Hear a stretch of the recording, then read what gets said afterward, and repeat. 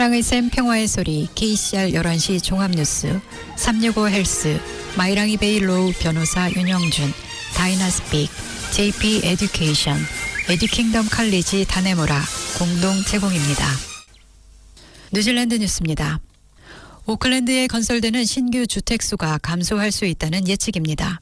오클랜드시 의회에 따르면 매달 신규 주택에 발행한 규정준수 인증서 CCC의 수는 올해 6월 1,742건으로 최고치를 기록했고 이후 7월에는 1,557건, 8월에는 1,497건으로 감소했습니다.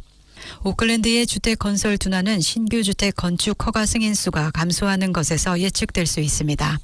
건축 허가 승인 시점부터 CCC를 받을 때까지 평균적으로 약 2년이 소요됩니다. 뉴질랜드 통계청 수치에 따르면 오클랜드에서 발행된 월간 신규 주택 건축 허가 승인 건수는 지난해 3월 2,313건으로 최고치를 기록했지만 올해 8월에는 1,142건으로 감소했습니다. 그러나 월간 CCC 발행 수치는 변동이 심할 수 있으며 대규모 아파트 개발이 한 달 안에 완료되어 수치가 다시 증가할 수 있으므로 신규 주택 건설이 확실한 감소 추세를 보이는 시점은 올해 말이 될 수 있습니다. 이런 상황에서 이민자로 인해 인구가 급격하게 증가하여 주택에 대한 추가 수요가 발생하면 주택 공급이 주춤한 가운데 임대료가 상승할 가능성이 있습니다. 이민자로 인한 인구 증가와 신규 주택 완공이 크게 감소한다면 코로나19 발생 이전과 같은 주택 부족 심화 현상이 다시 나타날 수 있다는 분석입니다. 신규 주택 개발이 감소함에 따라 건설 비용은 계속 완화될 것으로 예상됩니다. 최신 코델 건설 비용 지수 CCCI에 따르면 9월 분기 건설 비용은 0.5% 증가했으며 이는 올해 첫 6개월의 0.6%보다 약간 감소한 수치로 2020년 4분기 이후 가장 낮은 수치입니다. CCCI 보고서는 방 3개, 욕실 2개, 벽돌 및 타일의 단층 주택에 대한 건설 비용의 변화율을 측정합니다. 연간 건설 비용 증가율은 2022년 말 10.4%를 정점으로 3.4%로 떨어졌으며 10년 평균 4.5%보다 낮았습니다. 코오르직의 수석 부동산 경제학자인 켈빈 데이비스는 2021년과 2022년의 코비드 팬데믹 기간에 비해 자재 공급망의 현저한 완화와 함께 주택 건설 비용 인플레이션이 보다 완화된 단계에 진입했다고 언급했습니다. 그는 새로운 주택 허가 승인 건수가 12개월 기준으로 4만 건 이상으로 여전히 높은 수준을 유지하고 있지만 감소할 것으로 예상된다고 언급했습니다. 신규 공사비가 더 저렴해지지는 않을 것이지만 2에서 3%의 제어된 연간 성장률은 구매자가 투자하고 개발자가 프로젝트를 계속 추진할 수 있다는 확신을 준다고 데이비스는 전했습니다. 뉴질랜드 6개 지역의 평균 주당 임대료가 지난 한 해 동안 10% 이상 급등했습니다. 부동산 웹사이트 트레이드미 프로퍼티의 최신 수치에 따르면 9월 전국 평균 임대료는 4개월 연속 주당 $620로 유지됐습니다. 이는 트레이드미 임대 목록의 전국 평균이 $575였던 지난해 같은 기간에 비해 7.8% 증가한 것입니다. 트레이드미 프로퍼티 영업이사인 개빈 로이드는 주당 평균 임대 지출 상승분 $45는 큰 차이이며 연간 합계액은 $2,340에 달했다고 전했습니다. 게다가 일부 지역의 임대료는 지난해보다 더욱 급격하게 상승했습니다. 노슬랜드는 14.9% 증가한 주당 중간값 $580로 가장 큰 증가세를 보였습니다. 이는 임차인들이 작년보다 주당 $75를 더 지불해야 한다는 것을 의미했습니다. 말보로와 오클랜드가 뒤를 이어 중간 주 임대료는 각각 14% 상승한 $570, 11.7% 상승한 $670를 기록했습니다. 로이드 영업이사는 트레이드미의 수치에 따르면 현재 임대 부동산에 대한 수요가 공급을 초과했음을 보여준다고 언급했습니다. 최근 오클랜드 부동산 투자협회가 실시한 조사에서 응답자의 77.7%가 지난해보다 임대료를 인상했다고 답했으며 38.7%는 임대료를 5에서 10% 인상했다고 밝혔습니다. 경제학자 토니 알렉산더가 집주인을 대상으로 실시한 최근 설문조사에 따르면 82%가 향후 6개월 동안 임대료를 인상할 계획을 갖고 있는 것으로 나타났습니다. 이 수치는 3월 이후 약 81%의 높은 비율을 유지하고 있습니다. 무료 영어 코스가 있습니다. 바로 다이나스픽입니다. 한국어 문의는 514-6408로 하시면 됩니다. 감사합니다. 뉴질랜드 총선을 불과 며칠 앞두고 새로운 여론조사에서 집권당인 노동당에 대한 지지가 증가하고 있습니다. 수요일 발표된 가디언 에센셜 폴 여론조사에서는 노동당 지지율이 26.9%에서 30.3%로 3.4포인트 상승했습니다. 국민당에 대한 지지율 정체에도 불구하고 중도 우파 정당은 이전 여론조사보다 0.5포인트 하락한 34%로 여전히 노동당을 앞서고 있습니다. 국민당 연합 파트너인 액트당 역시 지지율이 10.3%에서 7.9%로 2.4포인트 하락했습니다. 반면 뉴질랜드 퍼스트의 지지율은 급증했습니다. 뉴질랜드 퍼스트는 8.2%로 지난 여론조사의 6%보다 2.2포인트 상승했습니다. 어제 크라이스처치에 도착한 노동당 대표 크리스 힙킨스의 발걸음은 캠페인이 유권자들의 관심을 끌고 있다는 여론조사에 힘입어 활기를 띠었습니다. 가디언 에센셜 폴 여론조사는 선거 경쟁이 치열해지고 있음을 보여줍니다.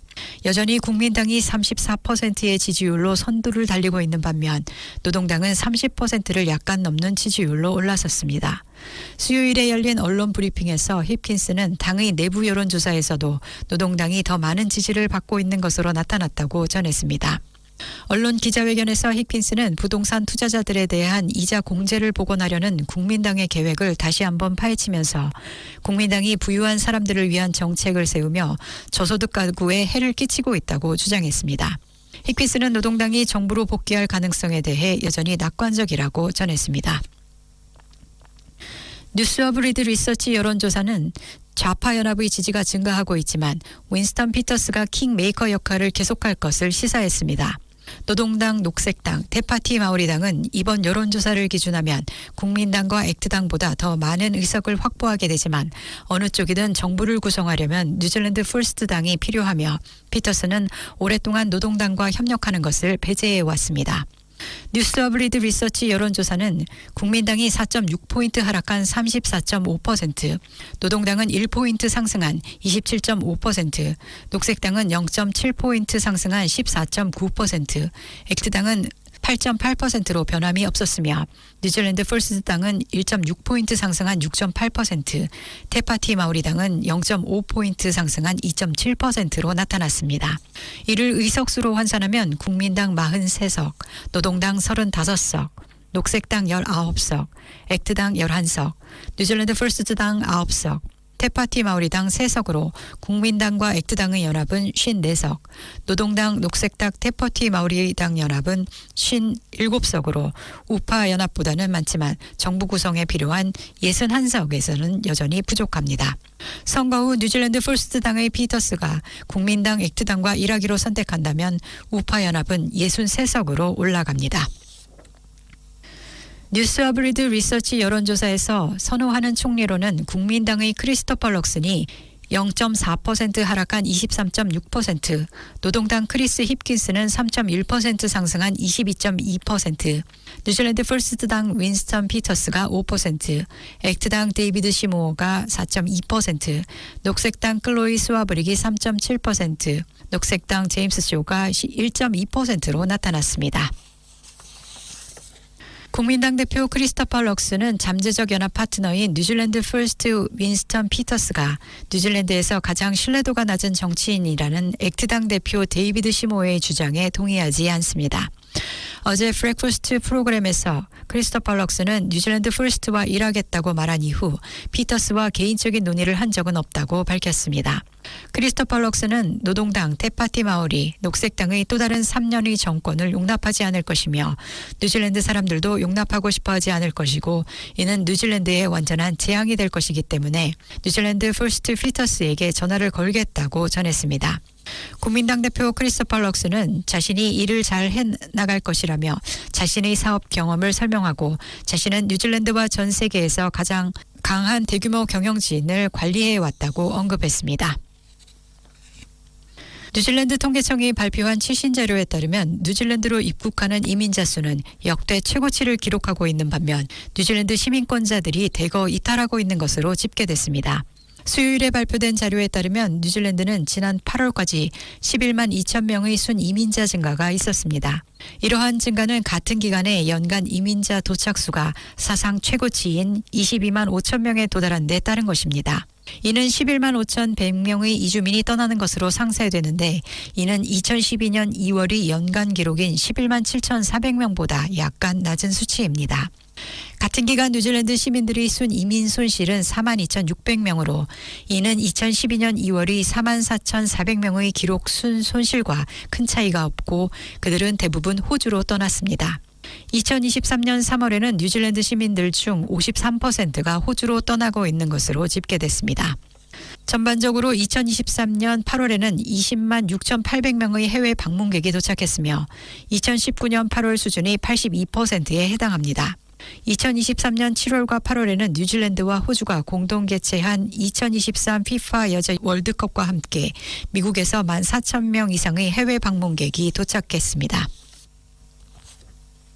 소규모 약국들에서 대형 할인 약국 체인과의 경쟁에서 고객을 잃었다가 $5의 처방 수수료가 없어져 사람들이 다시 돌아오는 것을 보고 있습니다. 바겐 케미스트와 케미스트 웨어하우스 체인은 많은 의약품이 정부의 보조금을 받았기 때문에 무료 처방전을 제공했으며 표준 처방전 수수료 $5는 약국이 아닌 해당 의약품 비용에 사용됩니다. 그러나 정부가 7월에 수수료를 폐지한 이후 소규모 약국 운영자들은 기존 고객이 소규모 로컬 약국으로 돌아갈 수 있었다고 밝혔습니다. 대형 할인 약국 체인은 많은 소규모 약국들의 폐업을 발생시켜 왔습니다. 지금까지 전해드린 뉴질랜드 뉴스는 뉴스허브, 원뉴스, RNG, 뉴질랜드 헤럴드, 스토프, 인터레스타 코닷.NZ에서 간추렸습니다. 오늘의 환율 정보입니다. 뉴질랜드 달러와 대비 원화의 기준 환율은 807원 28전, 한국에서 보낼 때 815원 35전, 한국에서 받을 때 799원 21전입니다.